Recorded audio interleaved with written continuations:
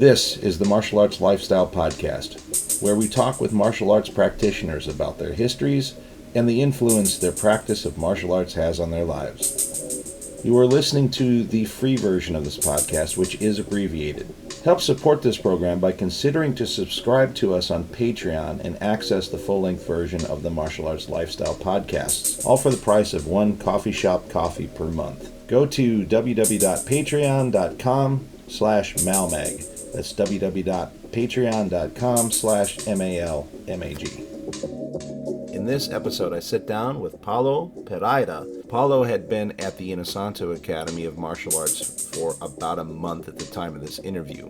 He was a visiting student.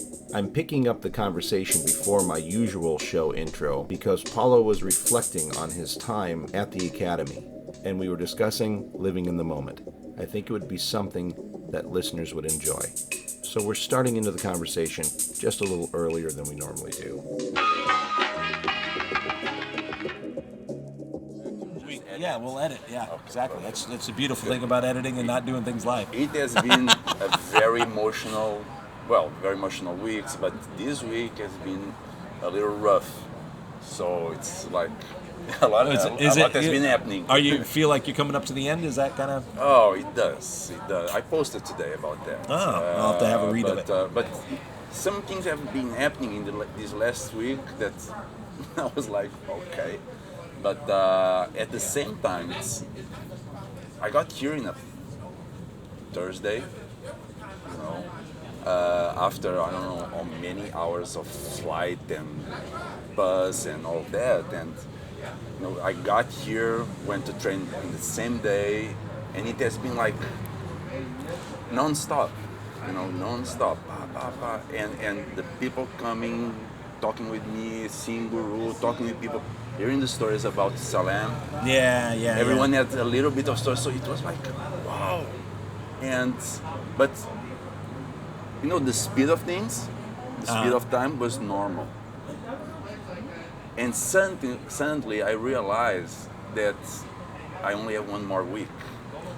And it seems like time is just like escaping my hands, And it's like, God, I'm going away in a week. Right. And it has been a month. If I was here like for 2 days, everything would be like this. Right. And of course, I would love it, but there will probably not so much of a emotional link. Oh, sure. It's like you've been here long enough to get used to it, not get used to it in the way that you might think that word is, but used to it where it's like, become your routine. Yeah, and I was counting the hours of classes just with Guru, not with you, Freddy, Arikas. No, just with Guru was more than 48 hours. Wow, that's phenomenal. I was like, God, it's and now it's almost gone, and I want to make it stop. Yeah, it shows you the fleetingness of the moment, right? Yes. You can't grab it, you can't hold it. You have to just enjoy it as it's happening, and then hopefully make memories. But so, Paulo, how do I say your name? How do I say your name correctly? My name correct, that has been an issue in the U.S. since the first time I came here, right. Many years ago. So it's like Paul, Paul, but with an O right. in the end. Paulo. So it's perfect. And your last name, your family name? Pereira. Pereira. Okay. So it's like, it's the because I know there's the trills in there that as English we don't get so much, but it's complicated because here usually you get Brazilian Portuguese a lot. And for example, when people want to learn Portuguese, I think the majority of the courses are Brazilian Portuguese. Yeah, which probably because that's the most of where people want to take it here. Yeah. So and the accent is different. And then you have Spanish, which is a little bit close, but it's different. So and you have the Italian. Every language like that, they communicate, so people tend to miss it a lot. So it's simple, Paulo Pereira. Okay, so I'm just going to do a little quick intro.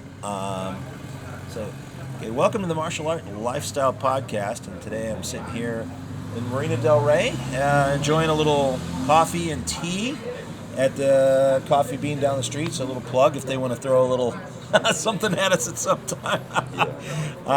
This is today I'm talking with a really wonderful gentleman that I had the pleasure to meet here because he's visiting in from out of town. His name is Paulo Pereira, if I say that correctly. Paulo is an interesting individual in that he is originally from Portugal, but he lives in Brazil. So I think we're going to talk to him about a lot of very interesting things in regard to martial arts and Brazil with things that are not capoeira or Brazilian Jiu-Jitsu. So this will be a very fascinating thing. So Paulo, welcome to the podcast, and I'm really happy to have you here. Thank you so much, Tim. Thank you so much. It's an honor to be here. It's going to be my first podcast of my life, so it's like, I'm a little nervous, I confess, but let's go. And a star is born from here on out. I only wish. That's great. So I guess let's kind of start with how where you come from and how you got involved in martial arts. Yeah, that's so. Just for everyone to understand the road, how long it has been. I'm 47, and I started martial arts. I think it was around 9 or 10. Yeah, I don't remember exactly. And I'm a Karate Kid generation. So the first system I started on was Shotokan Karate. Okay. It's and I remember that on my first exam, I got upset because I didn't pass, so I went away. So that was my beginning. Wow. He comes from a time in a generation where you could fail a test. It's true. You could fail. You could be like thinking that you're doing great and fail. But the good thing is that, and I think that's what made the difference. My teacher back then, he came to talk with my parents, and he said, "No, you should have passed. There was a mistake." Right. So the fact that the teacher, that actually he was the national champion, was willing to come to your parents, and admit an error, that made me look at martial arts as something beyond competition. Yeah. Right from that moment, I never loved competitions. I hate exams, and I think I was lucky enough to have someone that, even though he was a competitor, he showed me that it was not all that important, if you pass, if you don't pass, if you compete. So I returned, and in the beginning, I was able to do karate, judo, aikido, but it was always just like a young kid experimenting. Mm-hmm. It was. I admit it now that even though it was important, it was not then that actually it hit me that martial arts could be, something that could transform lives, transform people. It was not then. It was much later. And I had to wait eight years for that to happen. Well, I think at 10, being 10, it's hard to see that kind of thing. Yeah, you're doing something that you want to do because it looks neat. I was, I think, 11 or 12 when I started, and it was like, I was trying to deal with bullies. Yeah. And then that ended quick. It's like a classic reason to get into martial arts, but never. It's not the reason why I'm still in it now. I'm 6'4", 260 pounds. I don't have bullies. I don't deal with bullies. Bully will exactly. Try to approach you. It's not an issue I've had for a long time. That's why I left my beard. I'm not tall, so I have a big beard to scare people. There you go. It looks imposing for sure. All right. So how long did you stick with the Shotokan then? It was not long. And this was in Portugal. That was in Portugal. Okay. That was in Portugal. It didn't last long. It was a few years. Then you enter puberty. And you meet girls, and you forget martial arts. That I think it's only natural.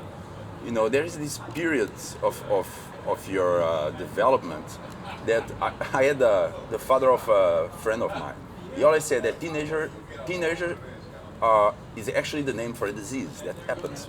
A mental problem, with some the hormones, everything happens, and you're not healthy at that time. Right. So usually it's when you give up on things, make your worst choices. So yeah, it was probably then that I stopped. But then again, when I was 18, I had this most amazing experience. It was my first teacher, real teacher, that I have in my heart until today. And even though today I work with weapons and urban violence, actually my first ex- ex- experience was with Aikido, Ah, okay. which usually people think it's harmony, peace, and love. Right. And it was not, because it was a different kind of Aikido, Iwama Kyu Aikido, from the from a town called Iwama, where supposedly Morie Ueshiba, or sensei, achieved the highest rank of his ideal Aikido, that had Kihon, it had Kiais, weapons, strikes, sweeps, throws, everything. It was a complete art. And I had the name of my teacher, he was the first Portuguese. He had lived in Japan for a while, and he was the first Portuguese to bring that system to Portugal. And he was an amazing guy. It was an amazing system. I think for you to understand the impact, I remember till today, the school was so Lisbon is very old city. Uh-huh. Some buildings, the top of the building, the ceiling, is actually the structure of a ship, of a wooden ship. Oh, wow. Upside down, and it gives all the structure for the ceiling. And the dojo would go from one side to the other, and with a window on one side, like a rectangle, Uh-huh. the window on one side and the other window on the other. So the classes were at 7 a.m. So the rising sun, they would hit those windows. And as you enter the dojo, you could see, like you see in the movies. It's I don't till today. I'm 47. Many years have passed. Till today, I can see it. You could see, that like that dust that you see. Yeah. Uh-huh. In the rays, yeah. Yeah, like everything was in slow motion. It was a traditional school, so no one talked in Portuguese. Everyone talked in Japan and in Japanese. Wow. Yeah. And you could see these students running around cleaning the dojo before the sensei arrived, and it was just magical. It was like I was transported into a different time and era. Wow. And that marked me deeply, and that teacher marked me deeply, and that's what I think that was a turning point for me. Wow. Very interesting. So how long did you stay with that art? That art I stayed for quite some time. If I'm not mistaken, well, I forgot to say the name. Tristão da Cunha, Sensei Tristão da Cunha. That's the name of my teacher. So I was around 18. I entered college, university, and then I moved. After university, I moved to the U.S., to Texas. So I continued all that time. So it was around, I think it was almost 10 years. Wow. When I returned, I was not able to go back on training because life had changed, things had changed. The dojo had moved to a different area. Okay. But it was around 4 years in Portugal, 4 to 5. And then I ended school, university, and I had the chance to go to the Art Institute of Dallas. And there was a school there of the same system. And I continued going over there. So it was And actually it crosses the paths with first time I trained JKD. I Okay. was a Aikido. I was in Portugal, still not yet in the US. So, but the Aikido was always there, you know, and it mixed with everything, but it stayed, you know.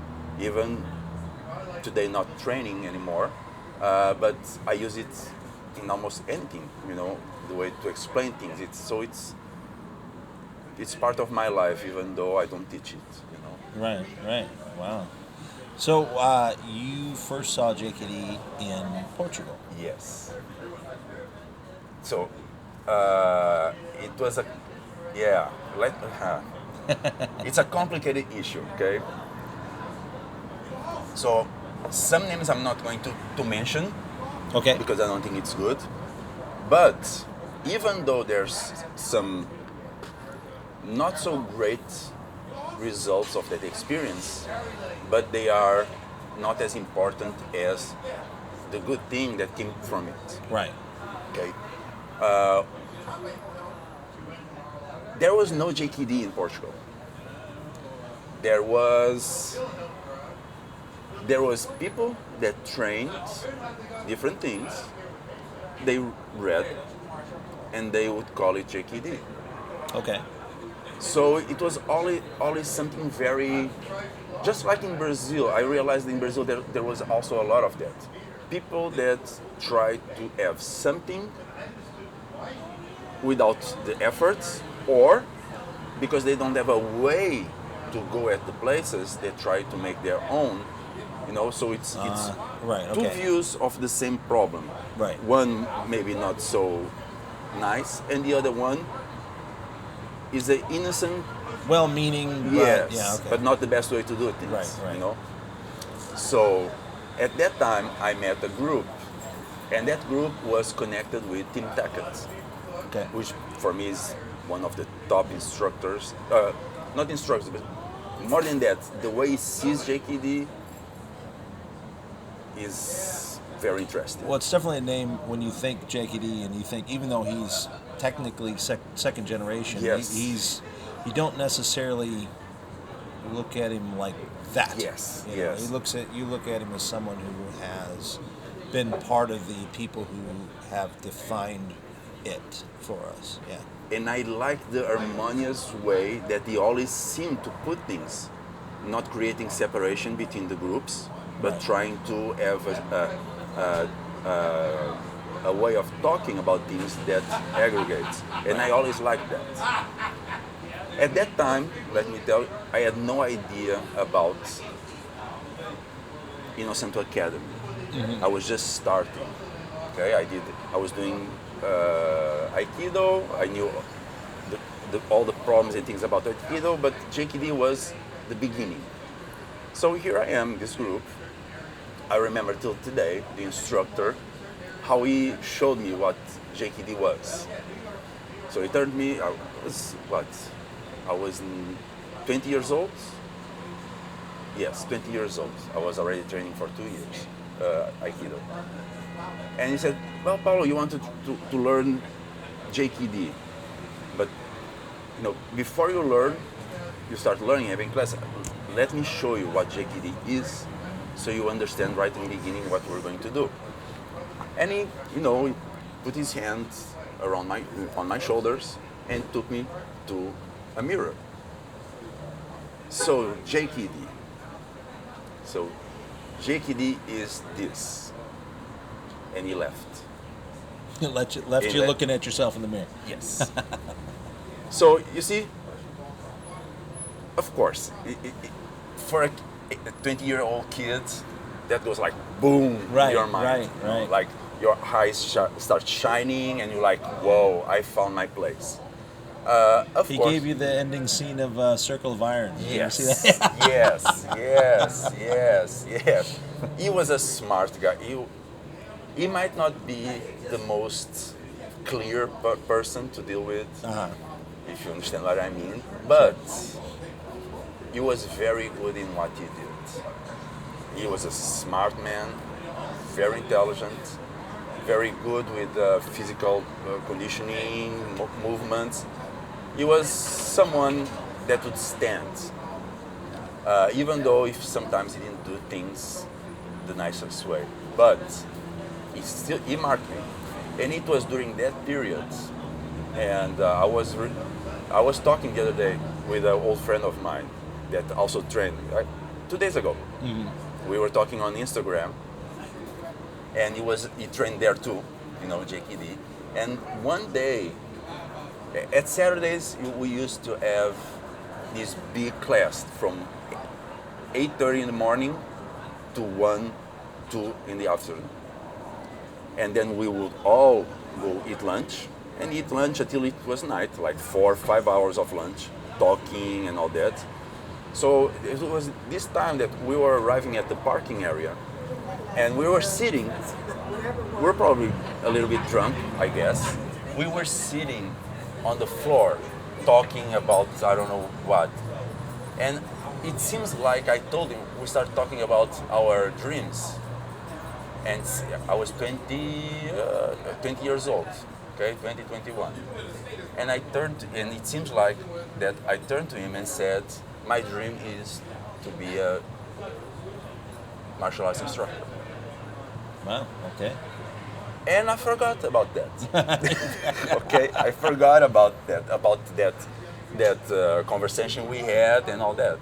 And life went on. Right. So I kept on training JKD, Aikido, until I finished university. When I finished university, I had a chance to go to the US.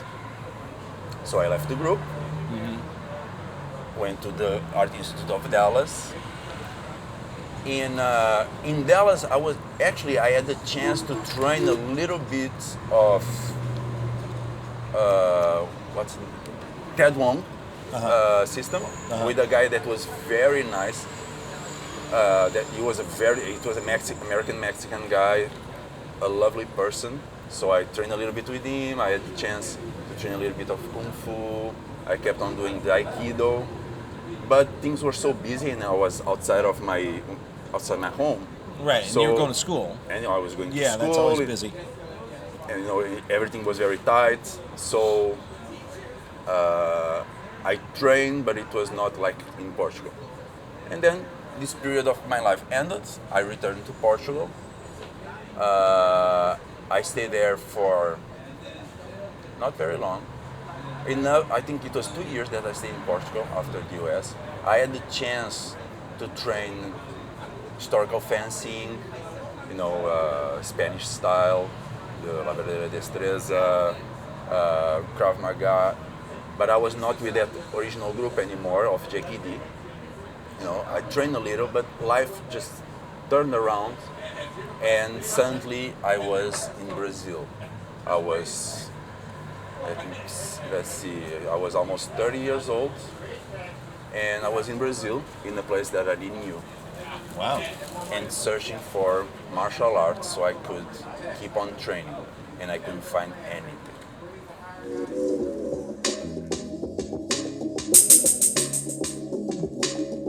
And this concludes the abbreviated version of the Martial Arts Lifestyle Podcast. Please remember to hit the like button and subscribe here to the YouTube channel. Please consider supporting the program by going to patreon.com/malmag and subscribing for access to the full-length podcasts. Again, that is www.patreon.com/malmag. Thank you for listening to this episode with Paulo Pereira. Coming up next week, another dear old friend of mine from Chicago, Marcus Charles. Check out the Malmag store at www.martialartslifestylemagazine.com and click on the store tab. There you'll find a full selection of Timmy B's brand sticks for FMA, some Timmy B's brand shirts, and some very sharp looking Dos Manos shirts. This show is produced by Martial Arts Lifestyle Magazine. Visit us at martialartslifestylemagazine.com. Music by Jackal Relic. Martial Arts Lifestyle Magazine and the Martial Arts Lifestyle Podcast are trademarked and copyrighted by TNT LLC.